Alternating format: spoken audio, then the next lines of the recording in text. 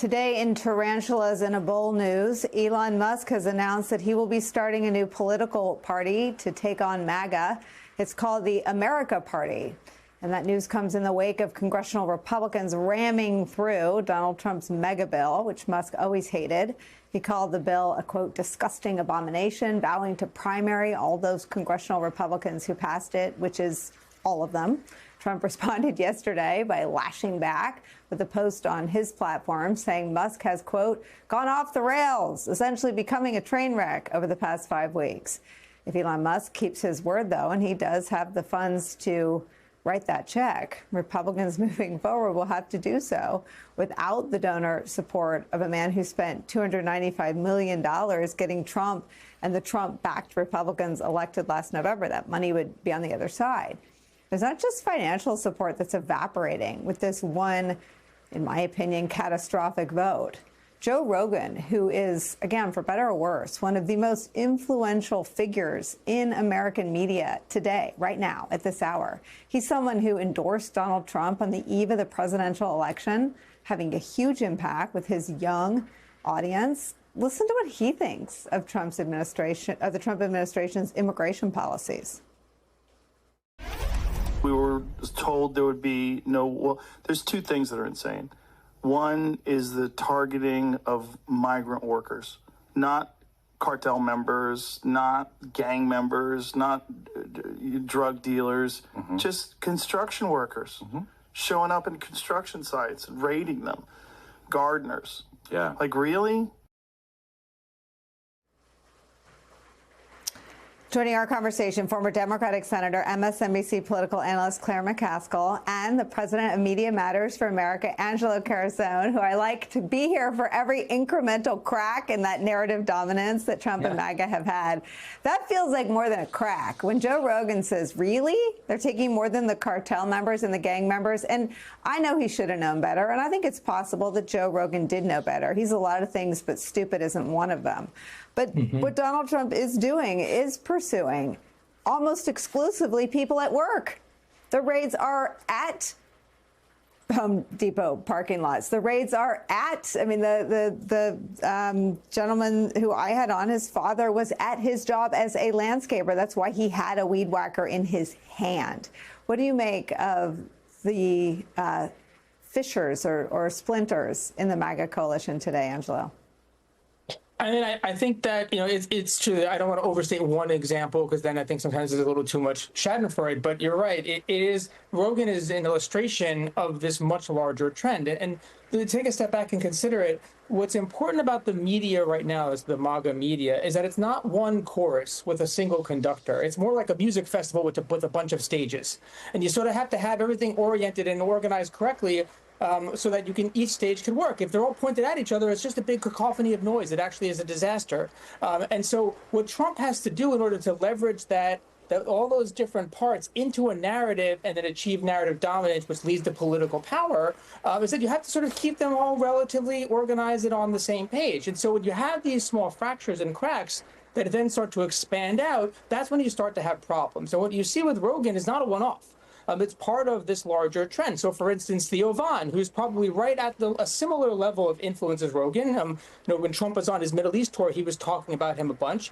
He's been throwing in his lot as well with criticisms of Trump. But instead of being the person exercising those critiques like Joe Rogan is when it comes to immigration, he's been hosting somebody like Congressman Tom Massey, who opposed Trump's legislation, to come on there and rip it apart and to show all the ways that it is betraying the very people that got Trump elected in the first place. That's not a Democrat making those arguments or a media figure. That is a Republican member of Congress. So these trends are actually part of a larger pattern in this highly atomized environment. And there hasn't really been a concerted counter strategy from Trump or the larger sort of Trump administration to get this under control. And then on the side, you know, they're treating Elon Musk like a little bit of a sideshow here. But as you noted in your intro, it's a lot of influence and power that he can do.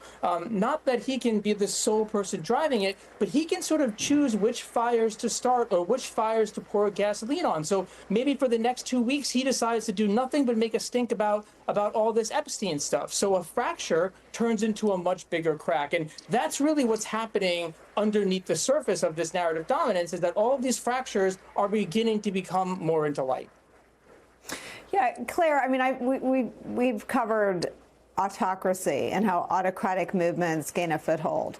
And I've spent a lot of time focused on how the democratic pro-democracy movement can prevail. But the inverse is how the autocracy or autocratic side fails, and it fails by splintering. And so, again, not to overstate what's happening, but... Let's be clear, a lot of MAGA is giving up on Trump, including people that have worked for him in the past. Again, people quitting on him, you know, and saying, we can't stand by you anymore. We knew this was going to happen. You and I and many others knew this. And why did we know that he was never going to release anything on Mr. Epstein? Why did we know that? Because Donald was friends with the guy. At least according to him, he was Trump's best friend. And there are many people suggesting that if the list exists, and I believe it does actually, then Donald Trump could be a person on said list, as well as many other powerful people in American politics. Not just Republicans, but a lot of friggin' Republicans. And this part really goes into it further. It gets a lot worse. Back with our law and justice lead and Elon Musk's favorite story. A new Justice Department memo reveals that the Justice Department has no evidence that convicted sex offender Jeffrey Epstein blackmailed powerful people or kept a client list or was murdered in prison. The memo, first reported by Axios, is a sharp turn from the Trump administration's insistence that there was much more to uncover. Even Attorney General Pam Bondi pushed that theory while in office. Take a look. The DOJ may be releasing the list of Jeffrey Epstein's clients. Will that really happen? It's sitting on my desk right now to review. That's been a directive by President Trump. But today, the White House says she didn't really mean to suggest that the list itself was on her desk. She was saying the entirety of all of the paperwork, all of the paper in relation to Jeffrey Epstein's crimes. That's what the Attorney General was referring to, and I'll let her speak for that. Joining us now to discuss CNN's Evan Perez and Axios' Alex Eisenstadt, who broke the story on Axios. And Alex, I have to say, I'm with the people that still have questions about this. I kind of don't buy the nothing to see here. And I don't know that the Justice Department helped their case. They released this video. Let's show it. It shows no one entered the area surrounding Epstein's cell in the hours before he died. But there's something significant about this videotape. What is it? Well, here's one thing that some people on the internet are picking up on, which is that there is about a minute missing between 11:58 p.m., 58 seconds, and 12 a.m., the night that Epstein was apparently killed or died. And so the official story is that he died by suicide. That's correct. What then Trump Attorney General Bill Barr said a few years ago. Died. And so now there are, it's going to intensify more conspiracy theories about what happened the night of Epstein's death. And of course, you have the DOJ and FBI now, which are trying to extinguish a lot of these conspiracy theories. But that's not happened today online. If you look at the MAGAverse, they're inflamed about this. Well, I mean, no offense to Dan Bongino and Kash Patel and Pam Bondi, but they had a hand in igniting some of these conflagrations. I mean, in February, the White House invited these conservative MAGA influencers to get a first look at the declassified documents related to the Epstein case. Look at that, all those binders. They gave them binders that said Epstein Files Phase 1. And Evan, at the time, you wrote that this is something of a self-own for the Justice Department. Why? It absolutely was. Those binders, those documents in those binders, all of that was public for years. And that's what the influencers found out. When they opened it up, they're like, wait a minute, all of this stuff has been out there. And the Justice Department could have helped themselves and perhaps reduce the embarrassment if they had just picked up the phone and talked to some of the prosecutors in New York and some of the FBI agents who had done this case, and they could have told them all of this stuff has been out there. But you know why they didn't do that is because they fired all these people. So they didn't have anybody to talk to, right? And so, you know, this is something that they have absolutely fanned. And so now they own this. And that is part of the problem here. And they've been struggling with what to do about this, Jake, for some time, because agents spent overnight shifts redacting these documents, and then what they ended up with were pages that were filled with blackout. Yeah. They cannot release it because it would re-victimize some of the victims.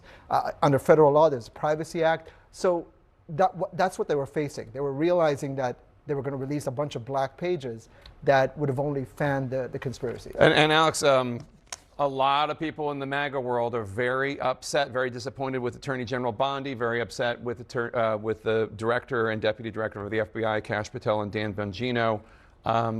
Mike Lindell of MyPillow fame posted on X, as trusted voices like Bongino, Kash, and Bondi align with the official story, many are asking who's still willing to demand real answers.